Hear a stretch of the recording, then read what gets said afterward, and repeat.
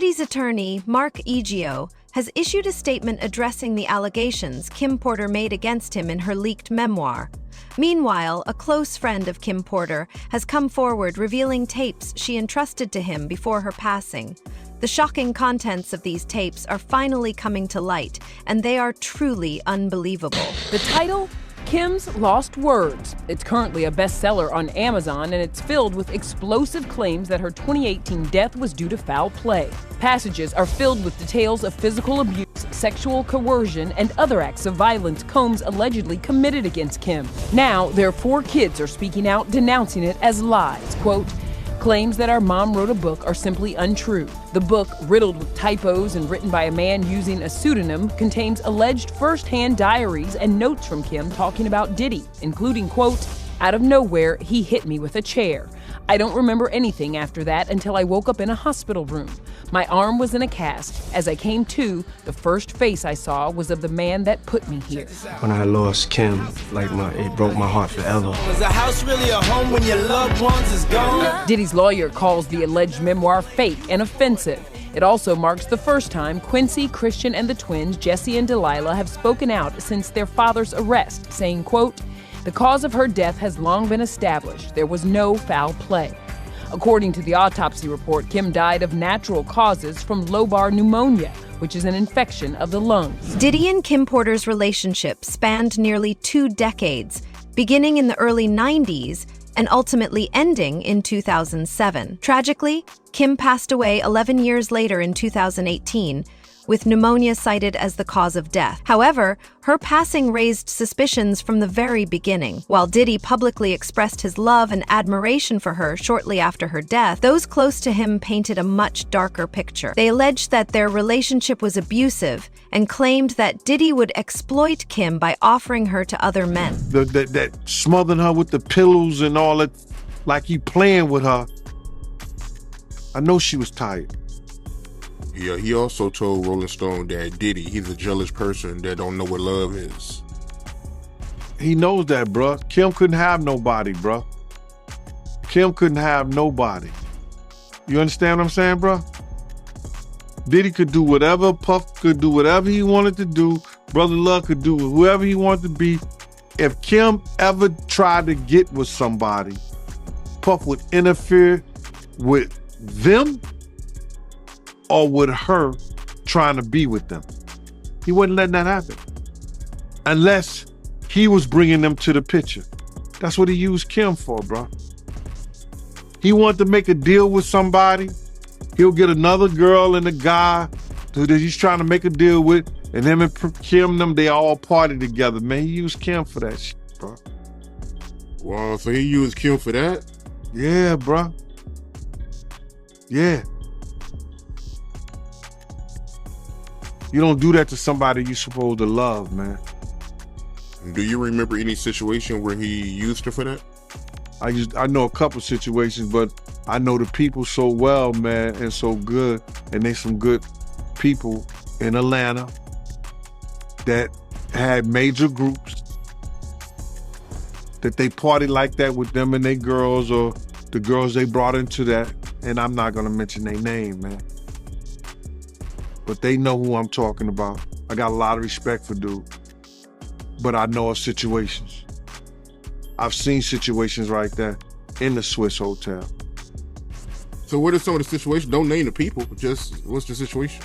When he used Kim, to party with him and his girl and the other dude, and they switch up, they do their thing, they do all, they do that rock and roll lifestyle, bro. So he was using her for sexual activity, like orgies and, threesomes and stuff like that. Yeah. With other girls, other guys, yeah. An unedited copy of Kim Porter's memoir has reportedly been submitted to the FBI by Courtney Burgess, along with 8 explicit tapes and 11 flash drives. According to Courtney, Kim Porter entrusted these materials to him before her passing. He handed them over to the FBI after being subpoenaed in a federal case. Allegedly, Kim detailed in her memoir how Diddy was involved in trafficking activities, and now this explosive book is in the hands of federal prosecutors. And those statements include descriptions of what the witness says he saw on those tapes. So I asked him about that, and he answered what he could, given the limitations imposed on him after testifying before the grand jury. Out of those 8 videos, 8 celebrities, 6 men and 2 women, how many of those 8 celebrities were close to being underage or potentially underage? 2 males. 2 males. And of those 8 celebrities, how many of them were intoxicated or under the influence of drugs? This is going to be all speculation. I just want to preface it by he wouldn't know if they were. Right. Sure. Appear to Let be. me rephrase it. Based on, yes. Understand. Out of the 8 celebrities who were recorded having intimate relations with Sean Combs, how many of them appear to be either inebriated or intoxicated or under the influence? All of them. All of them. Out of those 8, how many appear to be potentially victimized? How many might have been victimizing? I think all, to be honest, all. Were victims They or victims. were perpetrating? Victims. They were all 8 were victimized. Yeah. Meaning Victim. this was happening to them and they were inebriated. Right. Not knowing, I guess, how much proof it was in it, what they was doing. Sharing records. You made a lot of allegations, right? Are you expected to eventually turn those things over, or? Well, that's what we're going to head over to do now. So we have a hearing now to determine what we're going to do in terms of what documents we'll have to turn over and what documents we do not. So why were you in court tonight? Just to give testimony to the grand jury. He was subpoenaed by the court, so as we all know, if you don't answer a subpoena, the marshals will come to your house as they came to his house and they will bring you here.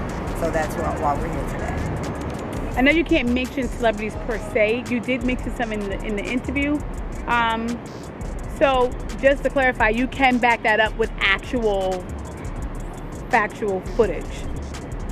We have, it's things that we have, but we got to go to the other courthouse. So I don't know if that's any more questions, but we got another hearing to go. Are you nervous or do you feel cool? Nah, I ain't never nervous. The only thing that's fair to me is God. So I know you did mention what was on the flash drive before.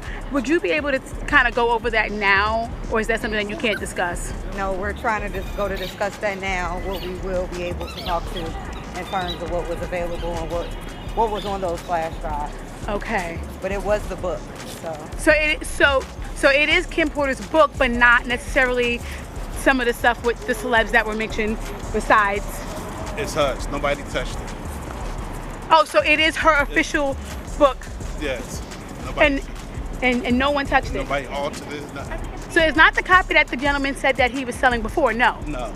It's 2 different copies. That one was edited, and we have the original copy. Interestingly, some individuals whom Diddy allegedly forced Cassie to engage with have also come forward. In May 2018, Jonathan AI was arrested in connection to a shooting at Trump's National Doral Golf Course in Miami. During his interrogation, Jonathan reportedly claimed that Diddy had been using him as a slave. He further alleged that the Hollywood gay mafia was coercing him into committing crimes, adding a shocking layer to the ongoing allegations surrounding Diddy. Diddy and Ross, which they good buddies, okay? They're gay. Who? Both. Diddy and Ross. And Khaled. They're all gay, okay? DJ Khaled, Rick Ross, and P. Diddy? Yeah. They all gay? Yeah. Gotcha. All right. Khaled is a Hamas supporter. Okay? Who supporter? Hamas. Hamas. Yeah. Sorry, I said it wrong. No worry. Hamas supporter, okay? Right. I had sex with Cassie and Sean. Basically, he would masturbate and tell me what to do with Cassie. I had like 15 encounters, and I heard a lot. Hidden in plain sight. It's hidden. I think I see what you're saying. Okay, how do I know this? Yeah, that's what I want to know. How do you know this? Diddy's attorney has reportedly interviewed over 49 witnesses who are expected to testify against him. Despite his claims that the prosecutors do not possess any tapes, this statement appears to be a blatant lie. Footage has already surfaced showing Kevin Hart, Diddy, and Usher standing beside a hooker at one of Diddy's parties. If Diddy's legal team continues to be caught in such falsehoods, it's becoming increasingly unlikely that he will secure bail. You believe it's one victim and 49 witnesses who saw this behavior. That's pretty powerful, though, to have that many people who have, if they go to court and argue that they witnessed this behavior by your client. Well, no. What's your defense against that kind of case? So my defense is very well established.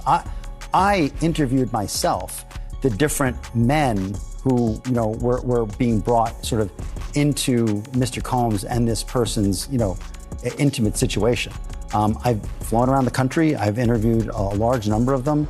There's not the slightest inkling, according to the interviews that I've done, of anything that's coercive, non-consensual. Nobody was too drunk. Nobody was too high. These were adults in a relationship. This is a 10-year relationship. We can't forget that. This is a 10-year relationship, and it was adults and consensual, and everybody who was there wanted to be there. So I feel very confident in our position. You said you interviewed the men, but what about the women? I haven't interviewed the woman. The woman's not available to me. She's presumably a grand jury witness, and we would not. We cannot try to interview a grand jury witness. You talked about. You said you're portraying this as adults who were at these events that wanted to be. I shouldn't even call them events. That's not certainly how anyone else would label it, but that they wanted to be there. But they also allege that they were recorded and essentially used as blackmail. Is that not true? That's not true. That's not true. How can you prove that when they have electronic evidence that, as they argue, over 90 cell phones, laptops, iCloud storage accounts, 30 electronic and storage devices, hard drives, thumb drives? Yeah. You're not worried about that? No, because if they had it, they would have put it in the indictment. Diddy, once hailed as the untouchable titan of hip-hop, has long been surrounded by controversy. His infamous all-white parties were legendary, described by attendees as extravagant, star-studded, and sometimes outright bizarre. However, beneath the glitz and glamour lay darker whispers, rumors of after-parties so secretive that even Hollywood's elite avoided them. Over time, those whispers grew louder, with allegations of sex trafficking and racketeering emerging, allegedly tied to these gatherings. Insiders now refer to these events as freak-offs. Diddy was once known for his boisterous personality, often appearing as a fun-loving guy who would host great parties, including his now infamous White Party. But since his fall from grace, many who have filed lawsuits against him allege sinister activities were going on behind the scenes. At the center of the government's case against Diddy are his alleged freak-offs, which according to the indictment were elaborate and produced sex performances that Diddy arranged, directed, pleasured himself to, and often electronically recorded. But the freak-offs were first alluded to in Cassie's now settled federal civil lawsuit that was filed in November of last year and settled within a day. In the suit, it says Diddy would repeatedly ask Cassie at random moments that he wanted a freak-off or FO, and she was expected to facilitate the location and hiring of male sex workers. The suit would go on to say during their relationship, the mogul would insist on an FO weekly, which would often take place in hotel suites. It's alleged Diddy would pay to fly male sex workers to his location, which included cities in the United States, and he would require Cassie and his staff to help him make these arrangements. After a 2016 video showing Diddy physically assaulting Cassie leaked to CNN, other victims began to realize they could finally seek justice. In the wake of this, several of Diddy's alleged victims have come forward, sharing harrowing accounts of the abuse they endured at the hands of Diddy and his associates. One such victim, Talia Graves, has filed a detailed 26-page lawsuit naming Diddy and his bodyguard Joseph Sherman as defendants. That woman was visibly emotional during the news conference as she recounted a horrific and violent assault. The internal pain after being sexually assaulted has been incredibly deep and hard to put into words. Talia Graves, sitting next to her attorney, Gloria Allred, alleges Sean Diddy Combs and his former bodyguard, Joseph Sherman, drugged and raped her at Bad Boys Record Studio in 2001, when she was 25 years old. I'm emotionally scarred. It has been hard for me to trust others, to form healthy relationships, or even feel safe in my own skin. According to the lawsuit filed on Tuesday in New York, Talia was lured to the studio under false pretenses. She claims she was given a drink spiked with drugs, causing her to pass out. When she woke up, Talia says she was restrained and being brutally assaulted by Diddy and his bodyguard. Flashbacks, nightmares, and intrusive thoughts make me feel like it's a constant struggle.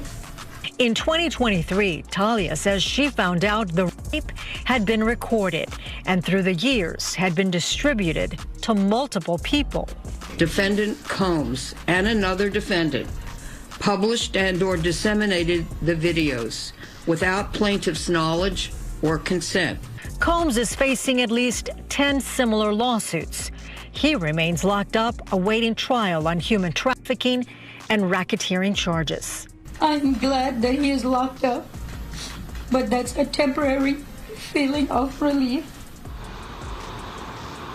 Talia says she didn't go public until now because she says that Combs allegedly threatened to ruin her life if she said anything. The allegations against Diddy continue to mount, with over 100 new lawsuits recently filed against him, many involving minors. These lawsuits were brought forward by Houston-based personal injury lawyer Tony Busby, who claims that some of the victims were as young as 9 years old when the alleged abuse occurred. The revelations have intensified the scrutiny surrounding Diddy, painting an even darker picture of the accusations against him. Since the day Diddy was indicted for sex trafficking and racketeering, we've been warning you, he's just the tip of the iceberg. Today we're being told a list of Diddy's accomplices will drop very soon. Powerhouse attorney Tony Busby just announced that more than 100 people are filing lawsuits against Diddy and others for sexual abuse. 24 of the victims are minors, one of them as young as 9 years old. Diddy allegedly used the promise of a record deal to lure that young victim to his recording studio, where the child was assaulted by Diddy and several others. Diddy's team says the allegations are meritless, but Busby says his upcoming lawsuits will be naming names. The day will come when we will name names other than Sean Combs, and there's a lot of names. The names that we're going to name, assuming that our investigators confirm and corroborate what we've been told, are names that will shock you. They already know who they are. And I'm talking here about not just the cowardly but complicit bystanders. That is, those people that we know watched this behavior occur and did nothing. And I'm talking about the people that participated, encouraged it, egged it on. They know who they are. These defendants will not only include individuals, but would also include corporate entities who ultimately profited off of this culture and behavior. I'm looking at banks, pharmaceutical companies, hotels. This string of lawsuits could shake up the top levels of corporate America and Hollywood. Another lawyer says some of Diddy's secret sex tapes are being shopped around. The tape features an A-list celebrity who doesn't seem to realize they were being recorded. According to attorney Tony Busby, the lawsuits filed against Diddy implicate some of the biggest names in the entertainment industry and executives from major American corporations. It's already known that Diddy was involved in bribing hotel staff during his stays with Cassie. But these revelations suggest a much broader network of complicity. As the lawsuits unfold, it seems likely that more individuals connected to Diddy will be exposed. And I'm sure that's probably not public information yet, but who's the person that's number one on that invitation list? Leonardo DiCaprio. And I can get on that list, yes, right? Without a doubt, you are invited. That is so generous of you. Cheers to that. See you at the White Party. 13, 14, 15. We're talking about 25 people so far. Out of 120 cases that we intend to file, I would expect there'll be a lot more cases than that. Let's not forget, we're talking about behavior that took place over more than 25 years, all over the United States, but primarily in New York, California, and Miami. And some of these names that I guess will be coming out, who allegedly aided and abetted Diddy and his twisted little escapades, Are these names that I would know that people would recognize? How high is this going up? Certainly names that you would recognize. And let's think about the kind of people that would be involved in this. People that would be in the room, that would be facilitating this, egging this kind of thing on, encouraging this, participating, venues that were participating, sponsors, hotels, banks. Let's remember that a lot of people were being flown in from across the country and paid in cash. Obviously, that cash had to come somewhere. There had to be some explanation for taking out that much cash from the bank. We already know that there were a lot of drugs in play. So there are many facets of this. There are many people involved. There are many entities involved. And the ones that really irk me, there's been a lot of focus on, well, who are the celebrities? Who are the celebrities? What I'm more focused on, obviously, to the extent there's a celebrity that it occurred at their house or that they were involved or participated, they will certainly be named. But what really irks me are those who profited off of this culture that was created and that just essentially ruined hundreds of lives. And we're talking banks, we're talking record executives? Record executives, record companies, other companies that were sponsors of some of these parties and after parties, clubs, hotels, you name it. This conduct was, this wasn't an annual party. This individual allegedly was partying 3 or 4 times a week, and these parties were wild. They were beyond your imagination, and they were nasty. And there were a lot of things going on that should not go on, and a lot of victims that were being subjected to exploitation and all kinds of sexual conduct that people just should not be subjected to. All right, well, hopefully more people, alleged victims, come forward and we get the full accountability, because we want everybody who is complicit in this to pay a price if they were.